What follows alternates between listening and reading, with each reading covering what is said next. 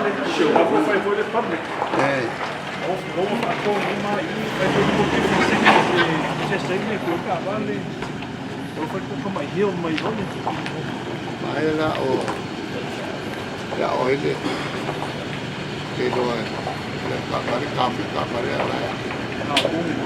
Men det gælder med, at det private sector, og I får bookkeeping, silver transport, det har der været for free. Jeg var på Afiala kung der det kung.